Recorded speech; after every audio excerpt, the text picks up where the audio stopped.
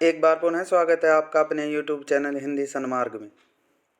आज हम इस कक्षा के अंतर्गत कक्षा 7 हिंदी वाटिका का पाठ 15 सैनिक का बेटा के लिखित एवं मौखिक प्रश्न उत्तर के साथ साथ पुस्तक कार्य करेंगे। कृपया वीडियो को लाइक करें, शेयर करें तथा चैनल को सब्सक्राइब करें। मौखिक प्रश्न कै नन्हे बच्चे ने जलते हुए यान से किसे कूदते देखा? उत्तर हो जाएगा नन्हे बच्चे ने जलते हुए यान से पायलट को कूदते हुए देखा।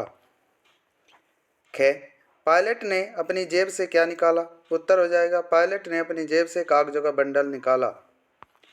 ग दुश्मन की गोली बच्चे को कहाँ लगी थी? उत्तर हो जाएगा दुश्मन की गोली बच्चे के पैर में लगी थी। घ बच्चे के पिता ने उसे क्या कहा था? उत्तर हो जाएगा बच्चे के पिता ने उसे कहा था कि सैनिक दुश्मन से दूर कभी नहीं भागता, सीना छलनी हो जाने पर भी उसे गोलियों का सामना करना चाहिए, एक सैनिक कभी नहीं रोता।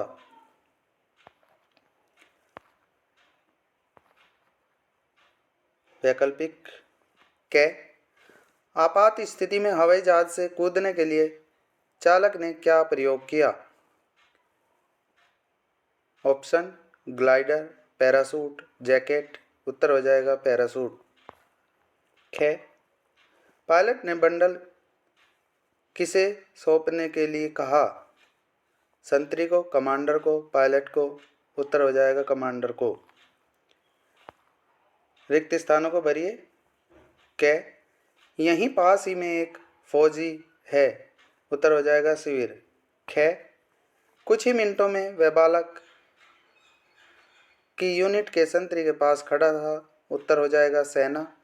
ग कमान अधिकारी ने बालक को धीरे से पर लिटा दिया। उत्तर हो जाएगा स्ट्रेचर। घ पेड़ों के झुरमुट में एक नन्हा बाहर निकला। उत्तर हो जाएगा बालक।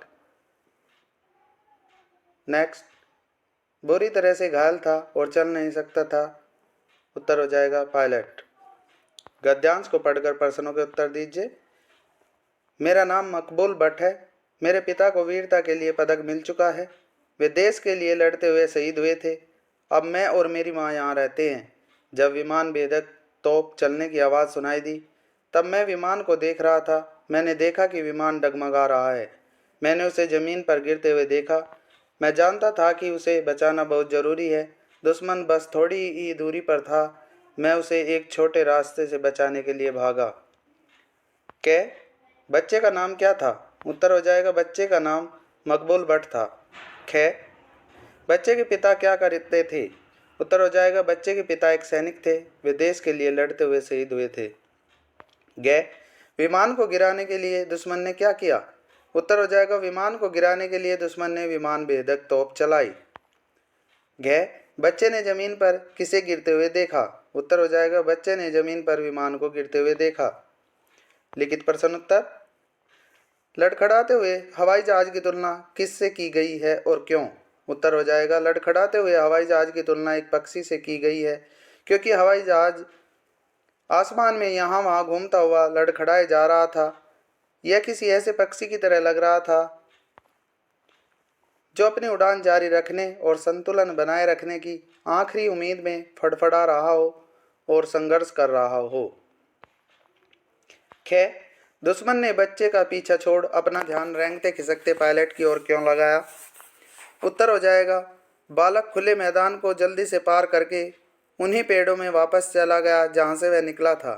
हालांकि दुश्मन ने उसे देख लिया। कुछ ने उसका पीछा किया और गोली भी चलाई। बालक तेजी से भागा और आंखों से ओझल हो गया।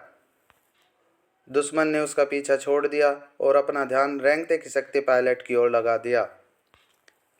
ग बच्चा कमान अधिकारी से क्यों मिलना चाहता था? उत्तर हो जाएगा बच्चा कमान अधिकारी से इसलिए मिलना चाहता था क्योंकि घायल पायलट द्वारा दिया गया कागजों का बंडल उनको देना था और घायल पायलट के बारे में भी बताना था कि उनकी जान खतरे में है। घ आज से स्पष्ट कीजिए मेरे माता पिता मुझ पर गर्व करेंगे। उत्तर हो जाएगा बच्चे के पैर के घाव से बहते हुए खून ने नीचे की जमीन लाल कर दी। वह टपकते हुए घाव को बड़े कौतूहल से देख रहा था। वह सोच रहा था कि मेरे पिता का खून भी इसी मिट्टी में मिला था और आज मेरा खून भी इसी मिट्टी में मिल रहा है, जिसे देख मेरे माता पिता मुझ पर गर्व करेंगे। उत्तर विस्तार अभ्यास पुस्तिका में लिखिए। कै पेड़ों के झुरमुट में नन्हे बालक ने क्या देखा? उत्तर हो जाएगा, बच्चे ने हवाई जहाज के दुर्घटनाग्रस्त हो जाने पर पक्षी की तरह लड़खड़ाते हुए उसे नीचे गिरते हुए देखा। जलते हुए हवाई जहाज में से एक आकृति पायलट बाहर निकली। एक सफ़ेद ढांचा प्रकट होकर आकाश में फूल की तरह खिल गया। यह आकृति हवा में लहराती हुई जमीन की ओर आते हुए नन्हे बालक ने देखा। खे अब अपने जीवन और देश के लिए दौड़ पड़ो। पायलट ने बालक से ऐसा क्यों कहा? अब अपने जीवन और देश के लिए दौड़ पड़ो। पायलट ने बालक से ऐसा इसलिए कहा क्योंकि उसे पता था कि दुश्मनों ने अगर बालक को देख लिया तो उसे जान से मार देंगे, और जो कागजों का बंडल था उसमें देश से संबंधित कोई महत्वपूर्ण सूचना थी जिसे दुश्मन के हाथ लगने से बचाना था, अन्यथा बालक की जान भी जाती और बंडल भी दुश्मन के हाथ लग जाते। गै अधिकारी को मकबूल भट्ट ने अपने बारे में क्या बताया? उत्तर हो जाएगा, कमान अधिकारी को मकबूल भट्ट ने अपने बारे में बताते हुए कहा, मेरे पिता को वीरता के लिए पदक मिल चुका है। वे देश के लिए लड़ते हुए शहीद हुए थे। अब मैं और मेरी माँ यहाँ रहते हैं। जब विमान भेदक तोप चलने की आवाज़ सुनाई दी तब मैं विमान को देख रहा था। मैं जानता था कि उसे बचाना बहुत ज़रूरी है। दुश्मन बस थोड़ी ही दूरी पर था। मैं उसे एक छोटे रास्ते से बचाने के लिए भागा। जब मैं वहाँ पहुँचा तो पाया कि वह चल नहीं सकता, उसका खून निकल रहा है। घ पाठ के आधार पर मकबूल भट्ट का चरित्र चित्रण कीजिए। मकबूल भट्ट बहुत साहसी और हिम्मती बच्चा था। अपने साहस के कारण ही वह दुश्मनों का सामना करते हुए पायलट का दिया हुआ बंडल सही समय पर कमान अधिकारी के पास पहुंचाता है। उसने गोली लगने और दुश्मनों द्वारा पीछा करने पर भी हिम्मत नहीं हारी और देश के लिए दौड़ा तथा वह ऐसा करने में कामयाब भी रहा। उसने अपनी सूझबूझ से पायलट को भी दुश्मनों के चंगुल से बचाने में अधिकारी की सहायता की। सुनो और लिखो। ये कुछ पाठ में आए कठिन शब्द हैं, इनको सुने और बार बार लिखने का अभ्यास करें। लड़खड़ाएं, दुर्घटनाग्रस्त, पैरासूट, आकृति, महत्वपूर्ण, अस्पताल, खरोंच, हिम्मत। सोचो और बताओ, यदि बालक पायलट की सहायता नहीं करता तो क्या होता? उत्तर हो जाएगा, यदि बालक पायलट की सहायता नहीं करता तो महत्वपूर्ण सूचना शत्रुओं के हाथ लग जाती और उन्हें सूचना के बारे में जानकारी हो जाती तथा पायलट की जान भी नहीं बच पाती।